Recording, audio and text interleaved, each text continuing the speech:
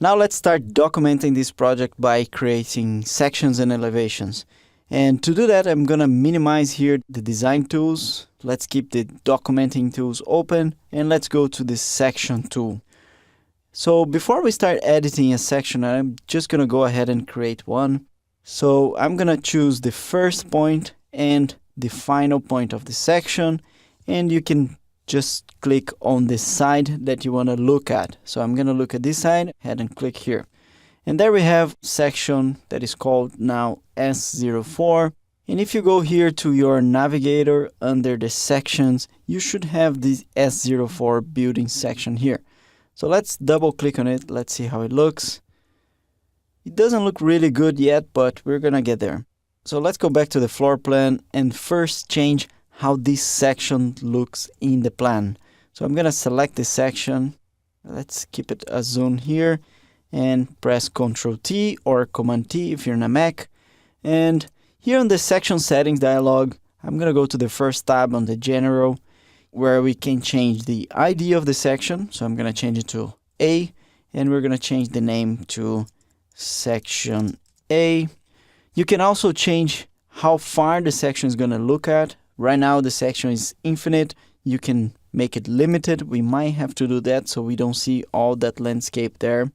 So I'm going to keep it limited. You can also limit the section vertically. We don't want to do that here. So let's go ahead to the next marker. So here we can change the line type of the section. So you could change it to a solid or a dashed.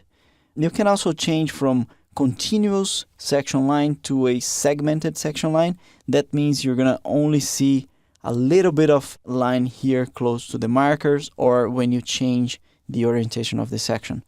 You can also choose the section to have a marker on the middle, but we don't want to do that. We want at the end. And I know some practice, they prefer to have the section marker only in one side. And you do that by checking those boxes here. Before we change the size of the text of the marker symbol, let's first change the symbol itself. So I'm going to minimize this and open the next one. Here on the marker symbol and text, you can choose the style. So we're going to change the style 3 to style 6. And you can also change the text that appears inside this marker. So right now we have the ID of the section and the layout ID, but we don't have any layout yet, so nothing's going to come up, but we're going to leave it this way. And if we go back here, you will realize that the letter doesn't fit inside the marker. So let's make the marker bigger. 12 millimeters should do. And let's go ahead and press OK. So this is already looking better, and you will notice that now the section marker have this symbol here, which represents the limit or how far we are looking at on the section. So I'm going to keep it here. Don't worry, this is not going to get printed. Only the section marker will. So now let's go here to the project navigator, double click on the sections, and now let's start changing how the model looks in this section. So instead of going on the plan, selecting the section and using Ctrl T, I'm going to go here to the tab, right click here and go to section settings. So it's pretty much the same thing as we were doing before in the plan. I want to take a look on this model display where we can change how this model is going to look. Starting in the cut elements where we can change how the fill for the surface looks. So right now we have a uniform surface that is this general gray. So we could choose the cut fill for the object. So we have the original settings of the object. We can also choose the on surface colors, but I will keep uniform surface. But instead of general, let's choose a darker color. I'm going to go for this ivory black because we don't want to show too much details. It's just a schematic design. You can also have a uniform pen for the cut elements. So I'm going to activate here, and the pen 21 is pretty thick, should do the job. Now going to the uncut elements here, we can choose the fill for the uncut surface. So right now we have a uniform pen color, which is okay. But for instance, you could have their own surface color just for you to see how it looks. I'm going to go press OK here, and everything should get the original color. Looks okay, but I don't really want that. So I'm going to go back here to the tab, right click, section settings.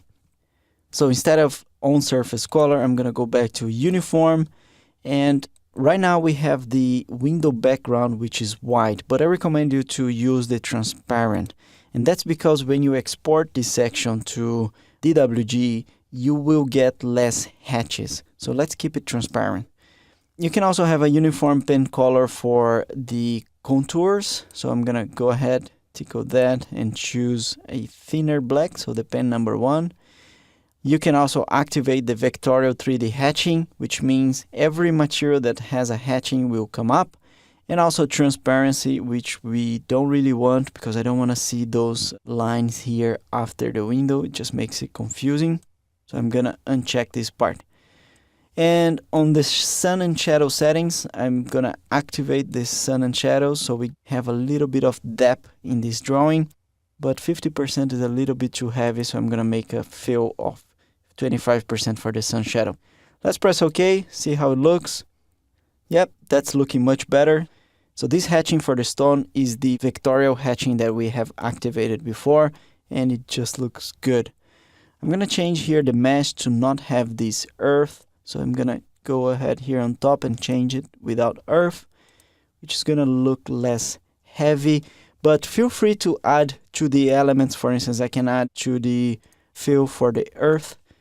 So I'm gonna go here quickly.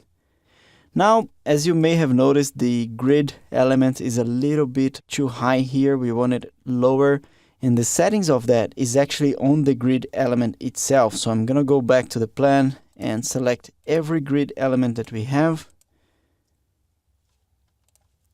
There we go. Go to the settings using Ctrl T or Command T. And here on the grid element on the second tab, we have the section and elevation settings. So the only thing I need to change here is that right now I'm going from 10,000 on the top and minus 4,000 on the bottom. I'm going to change from 4 to minus 6,000. Press OK. Let's go back to our section. And that is already looking better. I don't know if you have noticed, but here we have already a dimension for the grid that is in the wrong place. And this is actually on the section settings. So I'm going to right click here, go to the section settings, go all the way to the bottom here on the grid tool. So here we can switch off the grid elements if we don't want to see them, or if we have them on, we can choose to have the dimension lines in at certain levels. So I'm going to change here from -2 to 9,000. So those dimension lines are going to go all the way up. One last thing on the section are those levels here on the side. So we're going to go back here, right click, section settings, go to the story levels tab. And the way ArchiCAD is doing right now is actually displaying those levels only. They are not going to get printed. If you want them to get printed, you have to change here from display only to display and output. You can also change the line that we have here, or we can switch that line off. So we only have a little extension here on the side, which is preferred. So I'm going to press OK, and there we go. Our section is already looking much better. So going to the plan, so sometimes you're going to have situations where you want to break a section up. So if I click here on this middle point in the path palette, I have the option to break the section. So I can break the section, change its position. So now I have this symbol on the middle of the section. So I'm going to move this a little bit here. That's better. And let's see how this section looks. There we go. Going back to the plan, now let's add some elevations. Elevations are exactly the same as section when it comes to editing them. So you're going to have here the name, the ID, if you want to limit. The only difference is that the elevation by standard has the marker head in the middle instead of both at the end, which you can change here, but I don't really want to do that. So you can go ahead, set up the elevation just like we did with the section, press OK, and click on the first and last point of the elevation and choose where you want to look at. So we want to look at the building here, and there we go. If you go to the project navigator here under elevations, you should have our first elevation. So I'm going to double click on it, and there we go. So it needs a lot of setting up, but nothing we don't know how to do. So go ahead and add as many sections as you want for this project and add at least the 4 elevations.